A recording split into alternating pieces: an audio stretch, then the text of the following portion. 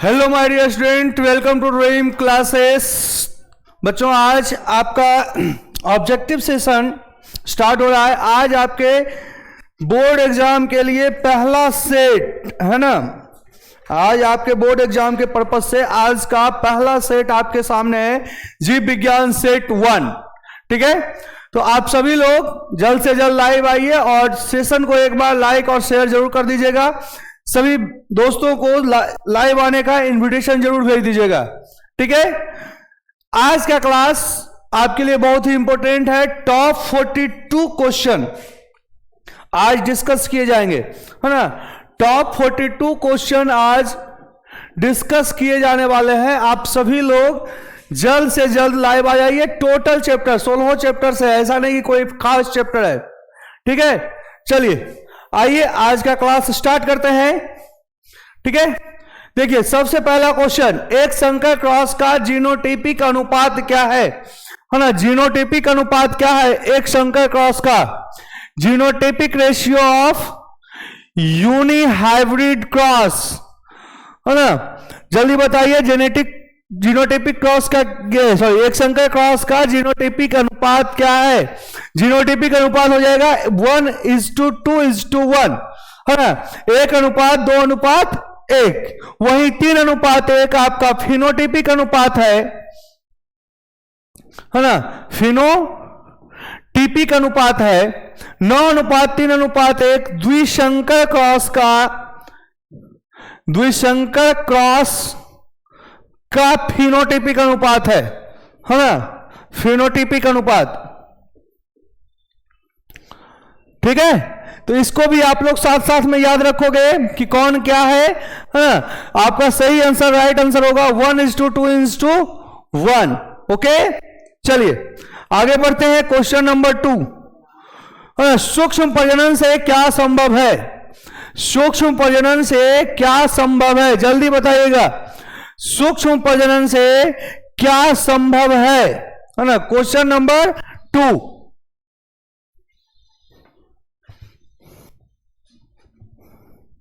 सूक्ष्म प्रजनन से क्या संभव है, जल्दी से। ठीक है, देखिए इसका आंसर आपका है सूक्ष्म प्रजनन से क्या संभव है? अलैंगिक प्रजनन। अलैंगिक प्रजनन यह सूक्ष्म प्रजनन के अंतर्गत आएगा। अलैंगिक प्रजनन, लैंगिक नहीं, सूक्ष्म प्रजनन अलैंगिक प्रजनन के अंतर्गत आता है। ठीक है, क्वेश्चन नंबर 3, निम्न में से कौन उभयलिंगी प्राणी है? उभयलिंगी प्राणी निम्न में से कौन है? ठीक है, जल्दी से बताइएगा, निम्न में से उभयलिंगी प्राणी कौन है? उभयलिंगी की बात किया जा रहा है। मुर्गी नहीं होगा, सांप नहीं होगा, केंचुआ होगा। केंचुआ, है ना। ऑप्शन नंबर डी सही इज राइट आंसर। ओके, चलिए आगे देखिए। क्वेश्चन नंबर 4, युग्मक सामान्यतः किस प्रकार के होते हैं, है ना। युग्मक सामान्यतः किस प्रकार के होते हैं?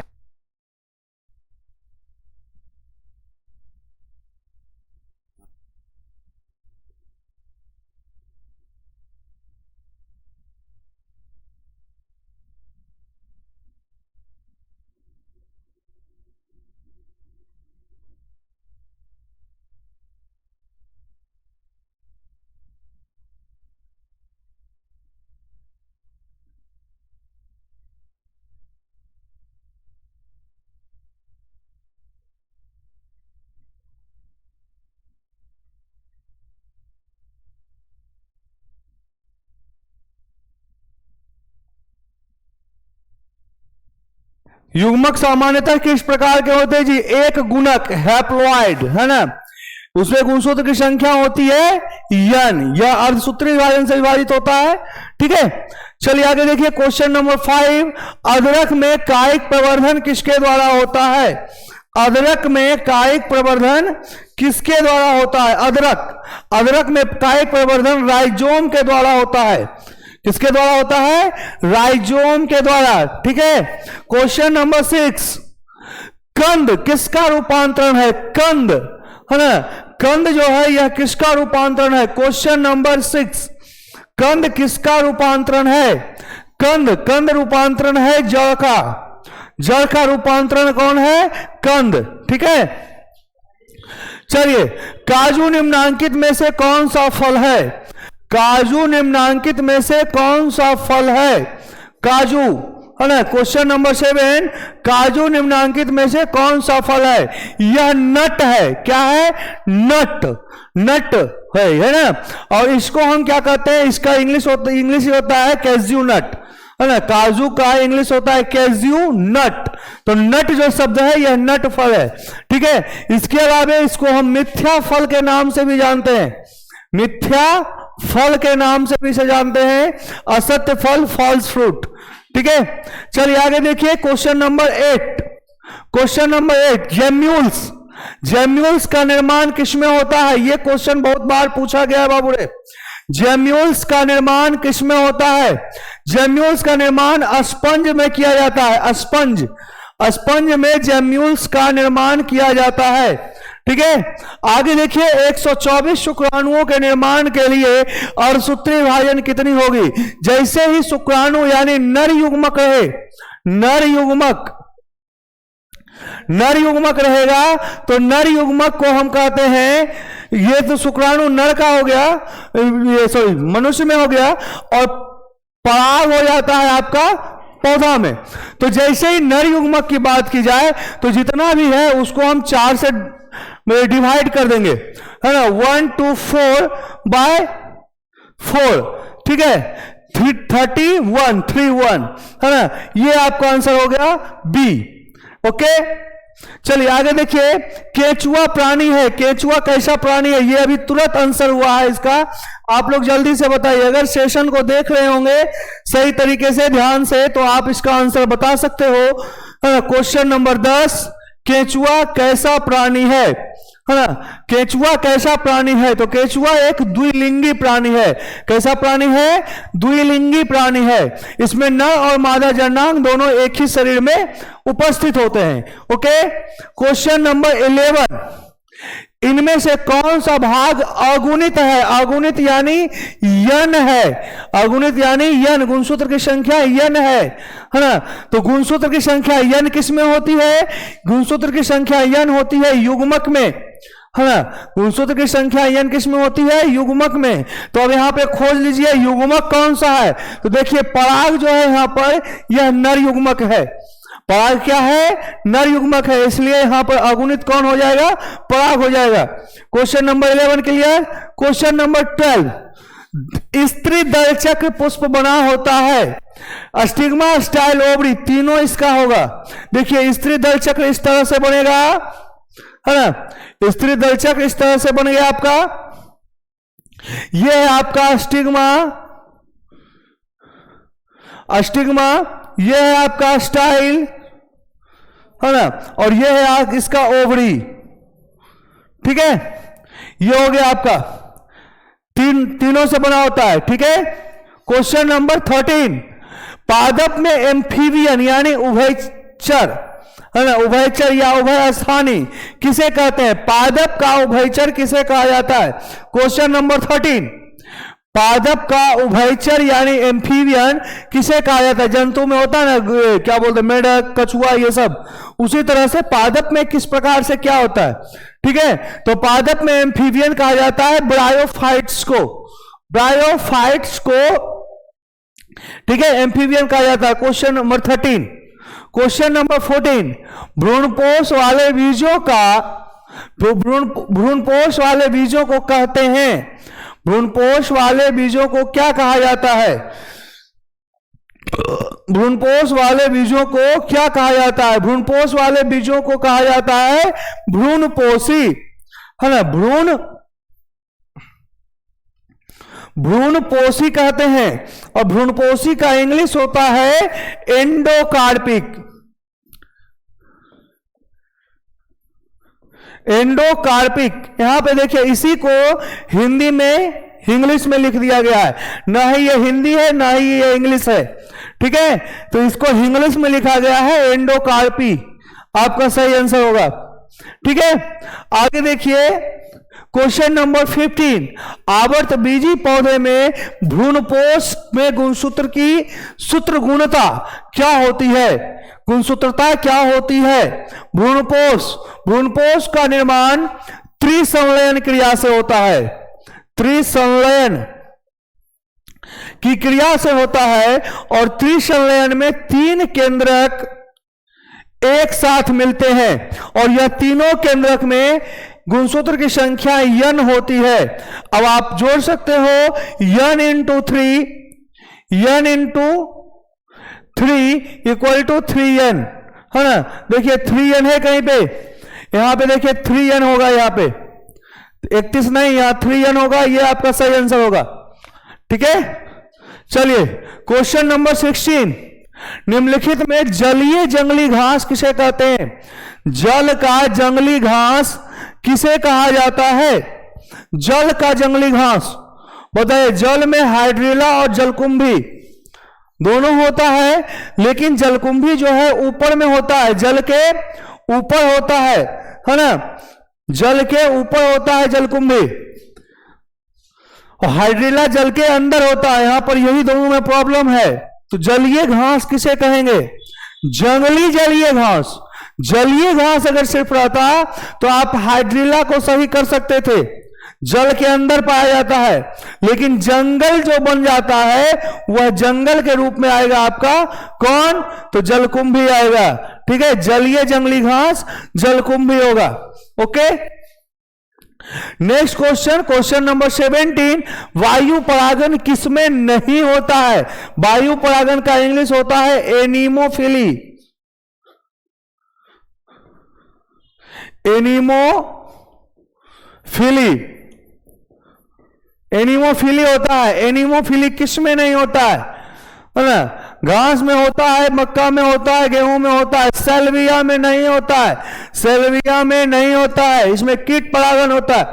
ठीक है, चलिए क्वेश्चन नंबर 18, निम्नांकित में से किस पौधे में स्वपरागन होता है? निम्नांकित में से किस पौधे में स्वपरागन की क्रिया होती है? स्वपरागन किस प्रकार के पौधे में होगा? एकलिंगी में नहीं होगा, यानी द्विलिंगी में होगा। द्विलिंगी जब रहेगा तभी एक का परागकण दूसरे के वर्तिकाग्र पे, मतलब एक ही फूल में परागकण का आदान प्रदान हो जाएगा। ठीक है, क्वेश्चन नंबर 19, अगुणित भ्रूणपोष निम्नांकित में किसकी विशेषता है? अगुणित भ्रूणपोष निम्नांकित में किसकी विशेषता है? क्वेश्चन नंबर 19, क्वेश्चन नंबर 19 पूछ रहा है अगुणित भ्रूणपोष निम्नांकित में से किसकी विशेषता है? आवर्त बीजी में तो त्रिगुणित हो जाता है ना, 3n हो जाता है। अनावर्त बीजी आपका सही आंसर होगा, अनावर्त बीजी, क्योंकि फुफ्फुंद और शैवाल में भ्रूणपोष बनेगा ही नहीं, दोनों में भ्रूणपोष नहीं बनेगा। ठीक है, 20, कोशिकीय अवस्था में भ्रूणपोष क्या कहलाता है? कोशिकीय अवस्था में भ्रूण क्या कहलाता है? कोशिकीय अवस्था में भ्रूण, कोशिकीय अवस्था में जो भ्रूण रहेगा उसको हम क्या कहेंगे? जल्दी से आंसर दीजिएगा। कोशिकीय अवस्था में भ्रूण क्या कहलाएगा? कोशिकीय अवस्था में जब 8 से 16 कोशिका, 8 to 16 cell stage, 8 to 16 cell stage है ना, 8 to 16 सेल स्टेज कहलाता है मोरुला, और ब्लास्टुला और ब्लास्टोमियर तो टिश्यू स्टेज हो जाता है। ठीक है, ब्लास्टुला बहुत दूर का बात हो गया। ठीक है, आगे देखिए क्वेश्चन नंबर 21, निम्न इनमें से कौन कायिक प्रवर्धक नहीं है? कायिक प्रवर्धक यानी कायिक प्रवर्धन की क्रिया इनमें से किससे नहीं होता है? क्वेश्चन नंबर 21, कायिक प्रवर्धक नहीं है। कायिक प्रवर्धक कौन नहीं है? तो चल बीजाणु, इससे कायिक बीजाणु है, बीजाणु से कायिक प्रवर्धन की नहीं, निषेचन की क्रिया होंगी। ओके, चलिए 21 हो गया। 22, कौन सा फल, इनमें से कौन सा फल कूट फल है? इनमें से कौन सा फल कूट फल है? कूट फल, मिथ्या फल, फॉल्स फ्रूट, असत्य फल, सब यही है ना। तो यहां पे देखिए कौन कूट फल है भाई? तो सेब है। सेब के अलावे काजू, स्ट्रॉबेरी है ना, अखरोट, ये सभी जो है क्या है, असत्य फल के कैटेगरी में आता है। क्लियर है? क्वेश्चन नंबर 22, क्वेश्चन नंबर 23, भ्रूणपोष का क्या कार्य है? भ्रूणपोष का क्या कार्य है? देखिए, भ्रूणपोष का कार्य है भ्रूण को पोषण देना। भ्रूण को क्या करना? पोषण देना ही भ्रूणपोष का कार्य है। भ्रूण को जो पोषण देगा उसी को हम भ्रूणपोष कहते हैं। क्वेश्चन नंबर 24, भ्रूणपोष क्या है? भ्रूणपोष के साथ क्या होता है? द्विगुणित होता है, अगुणित होता है या त्रिगुणित होता है? तो भ्रूणपोष त्रिगुणित होता है। भ्रूणपोष क्या होता है? त्रिगुणित होता है। क्वेश्चन नंबर 25, भूमि फलनी फल। भूमि फलनी फल किसे कहते हैं? भूमि फलनी फल किसे कहते हैं? भूमि के अंदर फल जो लगता है उसको हम क्या कहते हैं? भूमि के अंदर फल, जमीन के अंदर फल क्या कहलाता है? देखिए, आलू जमीन के अंदर जरूर होता है लेकिन ये फल नहीं है, तना है। मूंगफली फल है। मूंगफली क्या है? फल है। प्याज जड़ है, अदरक कंद है, यानी यहां फल पूछ रहा है तो फल क्या होगा? मूंगफली होगा। क्लियर? क्वेश्चन नंबर 26, एक स्वस्थ महिला अपने पूरे जीवन काल में कितना अंडा उत्पन्न कर सकता है? एक स्वस्थ महिला अपने संपूर्ण जीवन काल में कितना अंडा उत्पन्न कर सकता है? बाबू रे 400। ठीक है? 26, 27, गैस्ट्रुलेशन वह क्रिया है जिसमें, गैस्ट्रुलेशन कौन सी क्रिया है भाई? गैस्ट्रुलेशन वह क्रिया है जिसमें एकल स्तरीय ब्लास्टुला द्विस्तरीय बनते हैं, आर्कट्रॉन का निर्माण होता है, कोशिकीय गतियां होती है, युग्मनज लार्वा में परिवर्तित होता है। क्या है गैस्ट्रुलेशन? 27, इसमें कोशिकीय गतियां शुरू हो जाती है। इस गति को हम बोलते हैं मॉर्फोजेनेटिक गति। मॉर्फोजेनेटिक गति कहते हैं। इसी गति के वजह से 3 जनन स्तर एंडोडर्म, एक्टोडर्म और मेसोडर्म का निर्माण होता है। Is that clear? स्तनधारी में निषेचन की क्रिया संपन्न होती है। स्तनधारी में निषेचन की क्रिया कहां संपन्न होती है? अंडाशय, गर्भाशय, फैलोपियन नलिका या योनि, है ना? अंडाशय में, गर्भाशय में, फैलोपियन नलिका में या योनि में? तो ऑब्वियसली फैलोपियन नलिका में। ठीक है? 29, गर्भाशय किससे संबंधित है? गर्भाशय जो है यह किससे संबंधित है? गर्भाशय देखिए मादा जनन तंत्र, मादा जनन तंत्र से संबंधित है। ठीक है? क्वेश्चन नंबर 30, इनमें से बंगाल का आतंक किन्हें कहते हैं? बंगाल का आतंक किन्हें कहा जाता है? The terror of Bengal. Water hyacinth, जलकुंभी। जलकुंभी को बंगाल का आतंक कहते हैं जी। क्वेश्चन नंबर 31, परिपक्व शुक्राणु के शीर्ष पर एक टोपी नुमा संरचना पाई जाती है, उसे क्या कहते हैं? परिपक्व शुक्राणु यानी जो शुक्राणु है उसके ऊपर एक टोपी नुमा संरचना पाई जाती है, जिसे हम क्या कहते हैं? उसको हम कहते हैं एक्रोसोम। और एक्रोसोम बना होता है गोल्जी काय का। गोल्जी काय का बना होता है जी। Is that clear? 31, 32, सर्टोली कोशिका सहायक है। सर्टोली कोशिका किस कार्य के लिए सहायक है? क्वेश्चन नंबर 32, सर्टोली कोशिकाएं किस कार्य के लिए सहायक है जी? है ना? एंजाइम उत्पादन, अंड निर्माण, शुक्राणुओं में परिपक्वन, अंडाणुओं में परिपक्वन। Question number 32। ठीक है? जल्दी से बताइए। ये जो हो जाएगा सर्टोली कोशिकाएं शुक्राणुओं के परिपक्वन, शुक्राणु निर्माण के क्रिया में सहायता करता है। सर्टोली कोशिका वृषण में पाया जाने वाला यह सर्टोली कोशिका वृषण में पाया जाता है। और वृषण में भी कहां पाया जाता है भाई? वृषण में भी कहां पाया जाता है? तो शुक्राणु जनन नली में, शुक्राणु जनन नली, शुक्राणु जनन नली में पाया जाता है। ठीक है, इसका खोज जो है एर्निको सर्टोली ने किया था, एर्निको सर्टोली, एर्निको सर्टोली ने इसका खोज किया था। Is that clear? 32, 33। अंडाणुओं के भेदने से पूर्व, अंडाणुओं के भेदने से पूर्व शुक्राणु का परिपक्वन कहलाता है। शुक्राणुओं का परिपक्वन क्या कहलाता है? अंडाणु के को भेदने से पूर्व शुक्राणु का परिपक्वन क्या कहलाता है? उसको हम बोलते हैं कैपेसिटेशन, कैपेसिटेशन कहते हैं। ठीक है, कैपेसिटेशन कहा जाता है। 33, 34 फिलोपियन नलिका का अंडाशय से निकटस्थ भाग, अंडाशय से निकटस्थ यानी फिलोपियन नलिका का अग्र भाग पूछ रहा है। फिलोपियन नलिका का अगला भाग क्या कहलाता है? फिलोपियन नलिका का अगला भाग कहलाता है तुम्बिका, तुम्बिका, फिब्रिनी, है ना, फिब्रिनी कहलाता है, तुम्बिका कहलाता है। ठीक है, क्वेश्चन नंबर 34 तुम्बिका कहलाता है। ओके, आगे चलिए। 35 बीज चोल का निर्माण होता है। बीज चोल का निर्माण किससे होता है जी? 35 बीज चोल का निर्माण किससे होता है? बीज चोल का निर्माण पेरिकार्प से होता है। किससे होता है बउआ रे? पेरिकार्प से बीज चोल का निर्माण होता है। समझ में आ रहा है ना?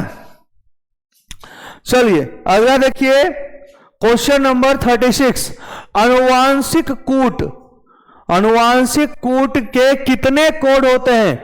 जेनेटिक कोड में यानी जीसी में कितने कोड होते हैं? 64, 64 कोड होते हैं जेनेटिक कोड में। इसका खोज 3 वैज्ञानिक के द्वारा किया गया था, मैथेई,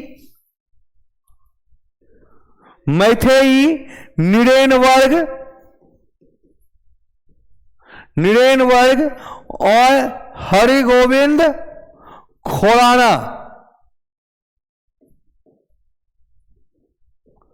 हरिगोविंद खोराना, इन तीनों के द्वारा किया गया था। ठीक है, 37 द्विगुणित संरचना है। इनमें से द्विगुणित संरचना कौन है? इसको तो आप लोग बना सकते हो, मार सकते हो।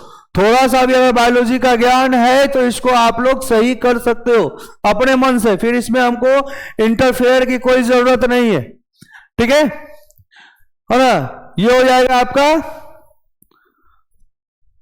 युग्मनज, है ना? अंड में यन होगा, युग्मनज में 2n होगा, द्वितीय केंद्रक में भी n होगा और दोनों केंद्रक मिलाकर के यहाँ 2n हो जाएगा। द्वितीय केंद्रक यानी 2 केंद्रक, दोनों केंद्रक मिलाकर 2n हो जाएगा। क्लियर है? तो लेकिन यहाँ पे द्विगुणित संरचना पूछा है, यहाँ पे यह नहीं होगा। चलिए आगे देखिए 37 क्वेश्चन नंबर 38 जिब्रेलिन हार्मोन है। जिब्रेलिन कैसा हार्मोन है भाई? है ना, जिब्रेलिन जो है यह कैसा हार्मोन है? 38 है ना, जिब्रेलिन कैसा हार्मोन है बाबू रे? जिब्रेलिन जो है यह फल को पकाने वाला हार्मोन है। यहां पे ये दोनों चीज इसके विरोध में जा रहा है, इसलिए हार्मोन सही हो सकता है। जिब्रेलिन हार्मोन है, पादप का हार्मोन है जो कोई फल को पकाने के लिए मदद करता है। ठीक है, क्वेश्चन नंबर 39 इनमें से कौन नर युग्मक से संयोजन करके भ्रूणपोष बनाता है? भ्रूणपोष बनाने की क्रिया नर युग्मक से संयुग्मन से, नर युग्मक के संयुग्मन से कौन निर्माण करता है? भ्रूणपोष बनने की क्रिया, भ्रूणपोष जो है वह किसके संयुग्मन से बनता है? भ्रूणपोष बनता है द्वितीय केंद्रक प्लस नर युग्मक बनाएगा क्या? भ्रूणपोष। इसी यही जो होता है द्वितीय केंद्रक में 2 केंद्रक होते हैं, एक केंद्रक नर युग्मक का, ये तीनों मिलकर के बनाते हैं भ्रूणपोष और ये तीनों को मिलने की क्रिया कहलाती है त्रिसंलयन। ये चीज पहले ही बताया हम। क्वेश्चन नंबर 40 जनसंख्या अधिक होने से क्या होता है? जनसंख्या अधिक होने से क्या होता है जी? जनसंख्या अधिक होने से क्या हो जाएगा? जल्दी से बताओगे। प्रति व्यक्ति आय होगा, यहां पे गलत टाइप हो गया है, आय होगा, आय है ना। प्रति व्यक्ति आय कम हो जाएगा, प्रति व्यक्ति आय ज्यादा हो जाएगा, जनसाधारण का स्वास्थ्य अच्छा रहेगा। ये तो कभी नहीं हो सकता, ये भी कभी नहीं हो सकता। ये होगा प्रति व्यक्ति आय कम हो जाएगी, प्रति व्यक्ति आय क्या हो जाएगी? कम हो जाएगी। क्वेश्चन नंबर 41, वर्तमान समय में भारत में गर्भनिरोधक की सर्वाधिक मान्य विधि, गर्भनिरोधक की सर्वाधिक मान्य विधि कौन है जी? ट्यूबेक्टोमी, डायफ्राम्स, अंतर्गर्भाशय युक्ति, सर्वाइकल कैप, है ना। क्वेश्चन नंबर 41, क्वेश्चन नंबर 41, गर्भनिरोधक की सबसे सर्वाधिक मान्य विधि किसको माना जाता है?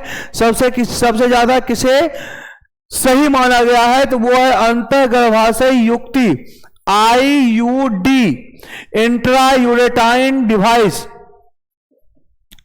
इंट्रा यूरेटाइन